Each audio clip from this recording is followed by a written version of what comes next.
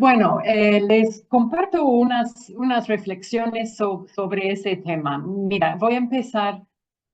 Yo creo que todos los que están escuchando, todos los que escuchamos las noticias, que leemos artículos científicos, sabemos que en el mundo hay un enorme énfasis en la transformación de los sistemas agroalimentarios.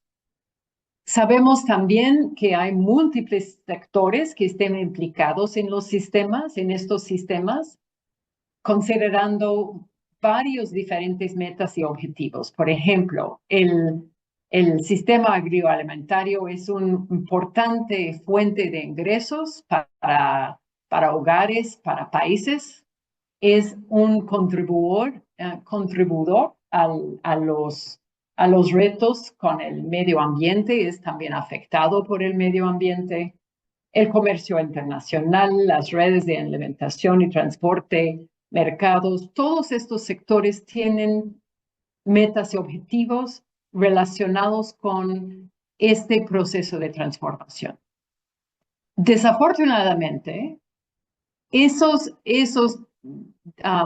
¿cómo se llaman? El roadmap y los diferentes esfuerzos que plantean los cambios necesarios en el sistema agroalimentario no siempre contemplan la importancia de las dietas saludables dentro de estos discursos. Y si uno considera el Food System Summit en la revisión que pasó hace 2 años, si uno revisa los documentos preparados por varios de los países que participaron, mencionaron muchas de las metas que mencionó en términos del medio ambiente, de comercio, de ingresos, etcétera, pero muy pocos explícitamente mencionaron el rol para facilitar el consumo de dietas saludables para la población.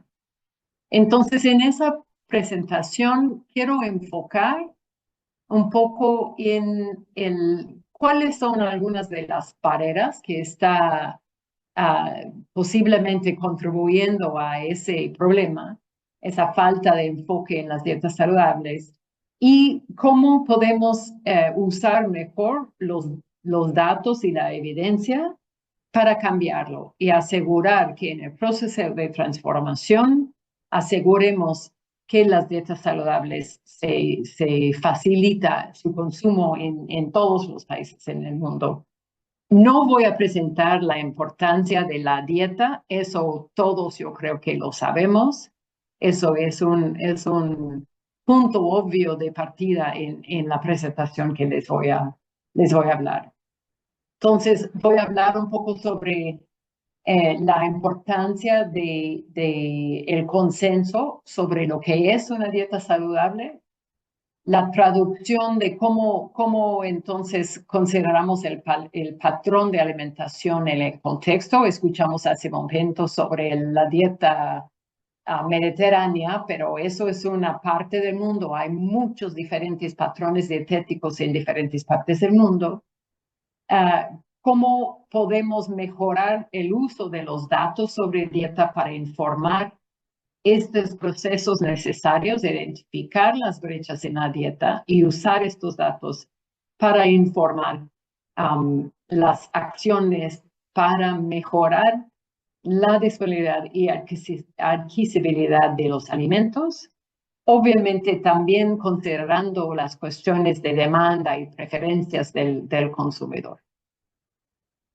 Primero, seguro algunos de ustedes han escuchado esa presentación, esa parte de la presentación previamente, pero lo quiero volver a reiterar, porque cada vez que abrimos el periódico, las noticias, el internet y incluso en la literatura científica, escuchamos sobre lo que es una dieta saludable y el último alimento mágico que que nos va a llevar a esa dieta saludable. Y a veces estos mensajes son contradictorios o por lo menos son confusos porque hay mucha información y muchas dietas que se llaman saludable. Entonces, junto con la OMS, el año pasado tomamos un momento, una pausa para decir, ok, espera, ¿qué es una dieta saludable? Una dieta saludable cumple con ciertos principios básicos basados en la biología, sustentado por evidencia, que constituye lo que es saludable para el cuerpo humano, alineado un poco como lo que escuchamos en la presentación previa. Los principios per se son universales. Sin embargo, el patrón de la dieta, eso es cómo combinamos alimentos al transcurso del día, del tiempo. Es altamente contextual, influenciado por la disponibilidad y accesibilidad de los alimentos, pero también, obviamente, por preferencias, cultura, tradición, religión, etcétera. Y a veces está influenciado por valores de los individuos, que va más allá del aspecto biológico y de preferencias de elementos, por ejemplo, en las consideraciones sobre la sostenibilidad de la producción de los alimentos. Eso más y más lo estamos escuchando. Entonces, eso nos lleva a los principios básicos. Son 4. Una dieta saludable es adecuado en todos los nutrientes esenciales, es balanceado en el consumo calórico y las fuentes de calorías, de energía, es diverso en los alimentos, tanto de los grupos de alimentos como dentro de los grupos de alimentos, y es moderado en el consumo de alimentos y componentes dietéticos asociados con los riesgos de salud. Y obviamente, para que una dieta pueda ser saludable, los alimentos tienen que ser inocuos. Y aquí se encuentra la referencia a la publicación del año pasado. Viendo un poco más estos muy brevemente, sabemos que la adecuación se la relaciona con los requerimientos fisiológicos para nutrientes que estén implicados en una multitud de procesos fisiológicos, y estos varían por edad, género, etapa de la vida y otras condiciones fisiológicas del individuo. Una dieta diversa ayude a que esté adecuada la dieta en nutrientes, porque los diferentes alimentos tienen composición nutrimental muy distinto, pero también es muy importante porque hay una abundancia de componentes en la dieta que son bioactivos, que no los clasificamos como nutrientes necesariamente, pero tienen un rol en nuestra salud corporal del ser humano. El balance en la energía y las fuentes de energía obviamente tiene muy fuerte evidencia sobre la importancia en la salud del corazón y otros enlaces de salud. Y ya sabemos cada día más sobre la importancia de moderación en términos particularmente de ciertos alimentos, los alimentos ultraprocesados, los alimentos altos en azúcares simples, etcétera, etcétera, que tienen ya comprobados efectos negativos en la salud. De nuevo, traduciendo estos en lo que es una dieta saludable en el contexto, ahí es donde entran las guías basadas en alimentos. Y eso es algo que en cada país y a veces incluso en subregional en el país, donde hay grandes diferencias en los patrones de consumo, se debería de establecer las proporciones de los diferentes grupos y tipos de alimentos. Y yo creo que todos ustedes lo conocen como el plato del buen comer, como el pirámide, o los diferentes visuales que se desarrollan en cada contexto, que son los más apropiados a ese contexto. Este año, por finales del año, la FAO va a publicar un nuevo guía para el desarrollo de estos guías, que ya empieza a tomar en consideración aspectos de sostenibilidad, tanto en la producción de los alimentos de la perspectiva agrícola, pero también en términos de aspectos económicos y culturales. Entonces, ya podemos desarrollar estos guías que toman en consideraciones la producción y las fuentes de los alimentos, igual que el aspecto humano. Y ahí es donde aterrizan los 4 principios ya en recomendaciones específicas en contexto para el consumo dietético. Pero eso es algo que ya sabemos hace mucho, se ha desarrollado hace mucho, pero normalmente se usa para la educación hacia el consumidor. Y lo que voy a hablar en un momentito es la oportunidad de utilizar estos guías para informar los cambios específicos necesarios como parte de la transformación del sistema agroalimentario para que pueda facilitar el consumo de la dieta saludable en el contexto. Y eso, vamos a regresar a eso. Pero antes de pasar, un detalle muy importante es en términos de pensar en esa transición y poner a dietas saludables como punto objetivo central de la transición, es la importancia de conocer lo que consume actualmente la población. Y desafortunadamente sabemos que pocos países tienen encuestas dietéticas cuantitativas al nivel individual. Varios países tienen datos ya muy viejos, utilizan métodos de recolección y procesamiento muy variables, a veces no utilizando el estándar más actualizado, y tienden a ser bastante inconsistentes en la forma que se reportan.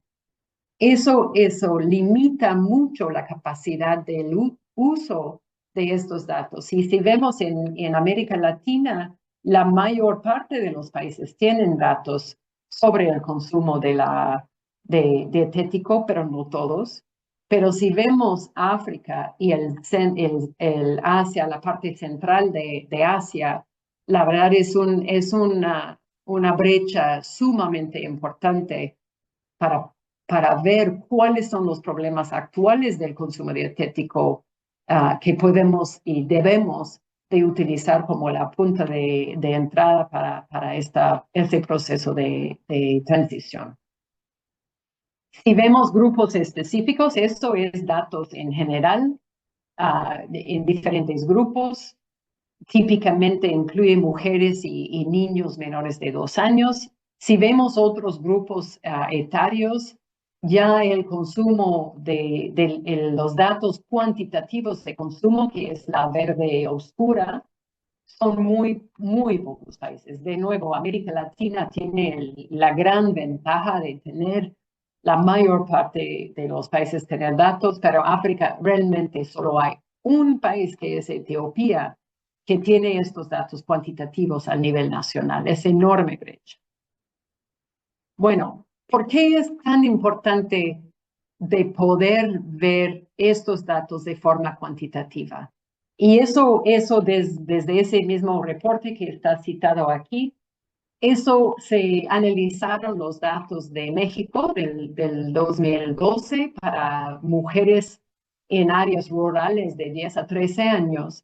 Y lo que se ve aquí es una gráfica que, aunque es muy visual, es una gráfica cuantitativa. Cada cuadro corresponde a la proporción del consumo total de energía de los diferentes tipos de productos. Y lo que se puede ver es la gran contribución de dulces, comida, no sé cómo se dice, snacks, botanas y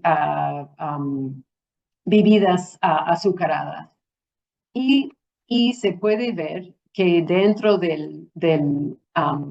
considerando el criterio de adecuación, solamente el 15% de este grupo de edad cumple su requerimiento para, en este caso, calcio. Eso puede identificar puntos muy específicos donde hay que promover los cambios dietéticos.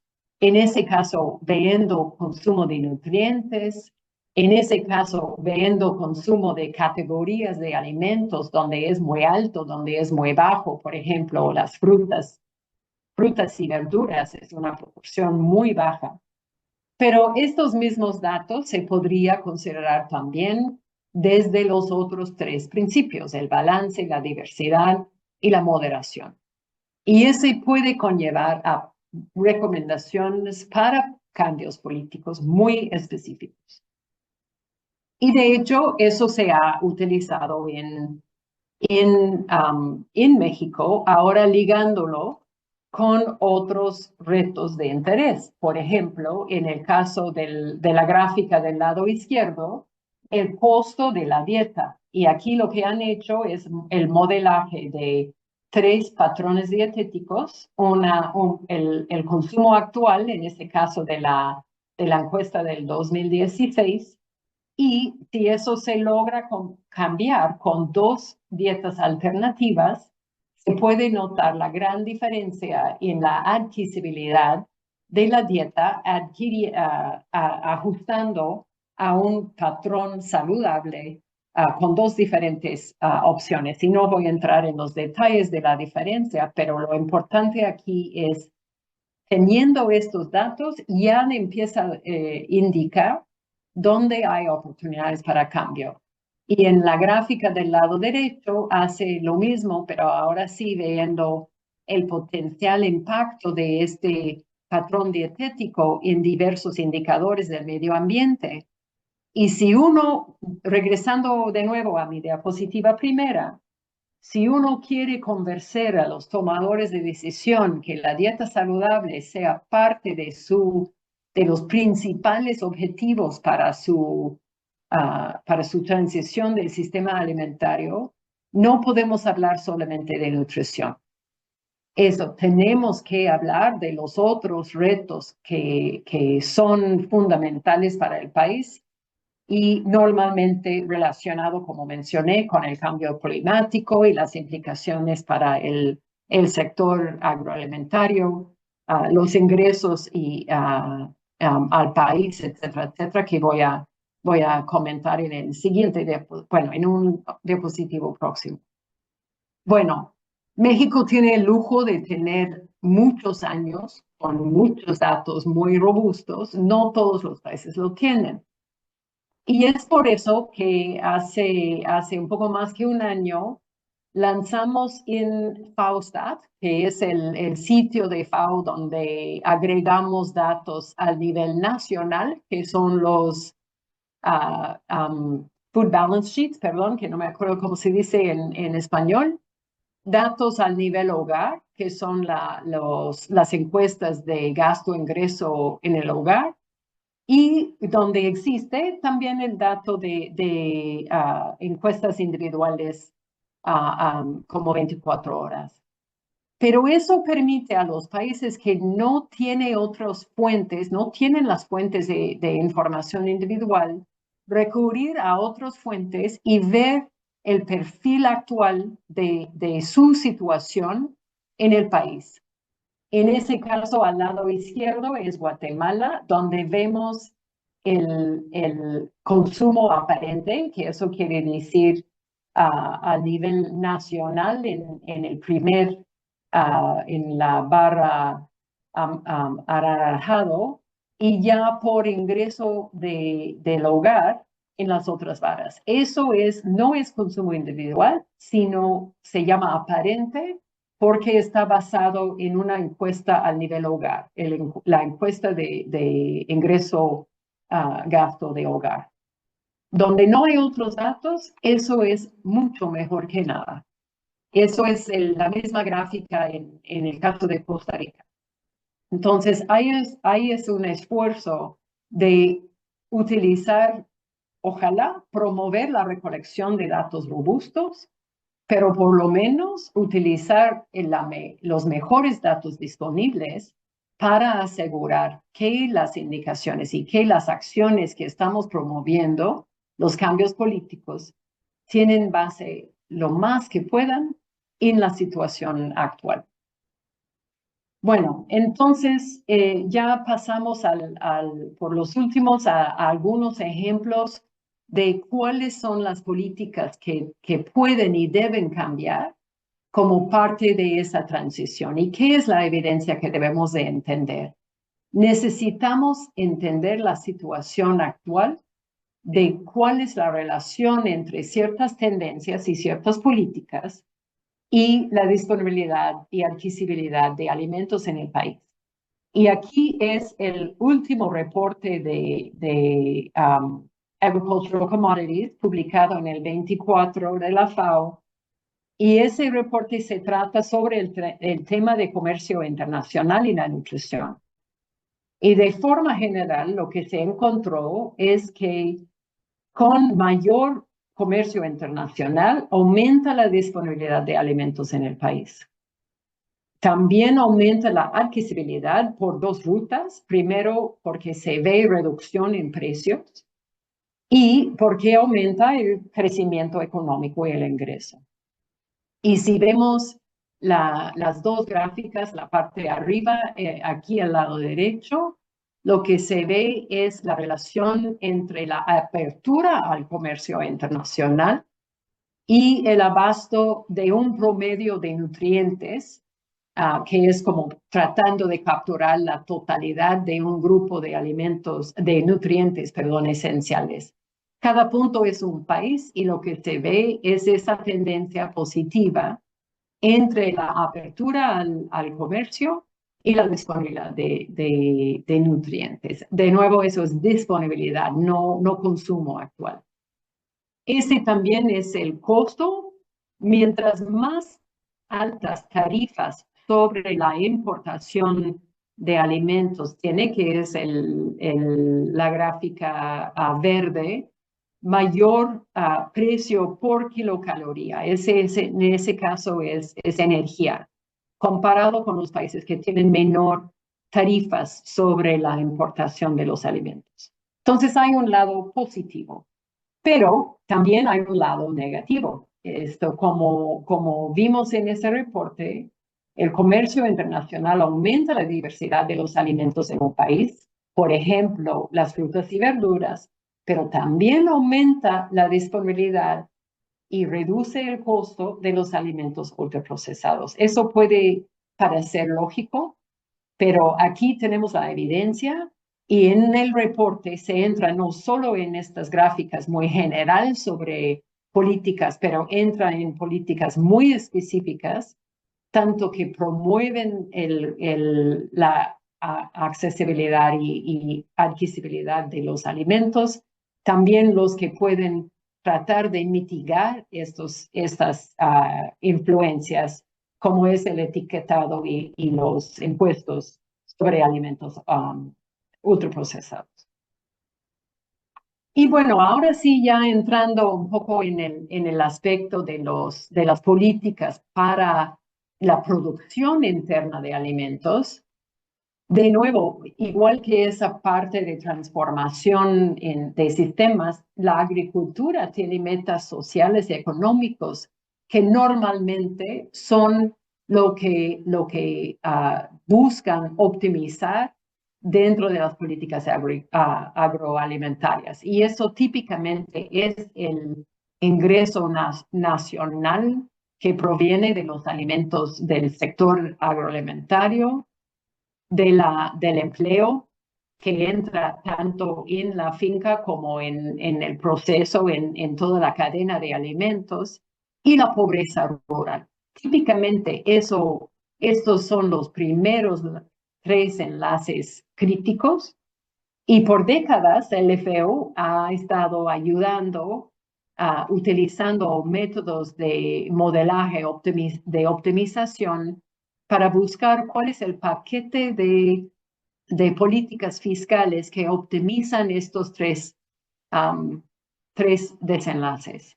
Ahora lo que estamos haciendo es utilizar los guías alimentarios basados en alimentos del mismo país para decir, bueno, y si agregamos eso a estos tres desenlaces, también el costo de una dieta saludable, buscando hacer la dieta saludable reflejado en las guías a un menor costo, ¿qué es lo que pasa con el paquete de políticas optimizadas? Y lo que vemos es que hay grandes oportunidades de optimizar este precio, pero va con trade-off, con implicaciones para los otros desenlaces que busca el país en términos de su rendimiento del sector alimentario. Y es fundamental ese tipo de evidencia porque permite ir con los tomadores de decisiones y decirles, ahora sí, tomamos un momento de reflexión para poder decir dónde estamos dispuestos a hacer estos compromisos para optimizar los desenlaces del sector, pero tomando en consideración su responsabilidad a proveer una dieta saludable que puede adquirir la población. Bueno, y eso nada más para finalizar. He hablado mucho de la disponibilidad y la accesibilidad de los alimentos y obviamente eso es fundamental. Pero nunca debemos de olvidar que aunque los alimentos son disponibles y accesibles, para lograr en cambios a dietas saludables, sostenibles, fundamental para el estado de nutrición, los individuos también tienen que tener la capacidad, las habilidades, el conocimiento, tienen que estar motivados a hacer los cambios en el comportamiento, en los patrones de alimentación y tienen que tener la oportunidad que estén los recursos, los medios, el tiempo, la estructura social, las normas, etcétera, etcétera, que favorecen que escogen una dieta más saludable. Entonces, aunque eso es fundamental y lo que es la responsabilidad del sector agroalimentario, tiene que estar en combinación con otras acciones, otras políticas y programas que asegure que los consumidores logran realizar los cambios. Y mi último, antes de concluir, les quiero mostrar eso porque eso es una teoría de cambio un poco complejo, no voy a detener en todos los detalles. Eso lo desarrollamos como parte de la visión para suelos y cosechas adaptadas, Vision for Adapted Crops and Soils, que es una iniciativa del State Department de los Estados Unidos con CIMMYT, African Union, la FAO y otros colaboradores que promueve una visión integral para la diversificación de la producción de los alimentos con un énfasis específico en alimentos locales y tradicionales. Y si vemos en la parte más al derecho, el resultado de intención final de eso es lograr una mayor adaptabilidad al sector agrícola, a los cambios de climáticos que sabemos que están ya afectando el sector y vienen más, al mismo tiempo que logran diversificar y lograr dietas más diversos y adecuados para lograr los mejores desenlaces en nutrición. Lo que quiero enfatizar, sin entrar en los detalles, es que eso implica que debe de haber cambios en los suelos, en el uso de fertilizantes, en las semillas, en la producción de alimentos, pero también apoyado con políticas de inversión y colaboración que aseguren que eso puede ser sustentable y contribuir, como ya mencioné, a los múltiples desenlaces que el sector de alimentos tiene que rendir. Y obviamente al mismo tiempo tiene que estar acompañado con el desarrollo de mercados y el demanda de parte de los consumidores para realmente asegurar que los consumen. Y es cuando estas tres áreas de acción vienen en conjunto que podemos llegar a realizar la ambición, por ejemplo, de esta iniciativa que hemos estado trabajando ya con múltiples colaboradores. Bueno, entonces, para concluir, perdón, ya sabemos que no es cuestión si vamos a cambiar los sistemas alimentarios, es cuestión de cómo los transformamos, ¿no? Considerando los múltiples objetivos que debe de cumplir, incluyendo el hambre, la mala nutrición que existe a través de los cambios dietéticos, junto con los objetivos de medio ambiente, ingresos familiares, ingresos nacionales. Es muy importante que recordar que no hay ninguna solución universal para lograr eso y que necesitamos generar, movilizar y utilizar datos y evidencia local, los mejores disponibles para ya empezar a experimentar y generar mayor evidencia sobre las oportunidades. Y estas brechas actuales no pueden ser una excusa para no actuar.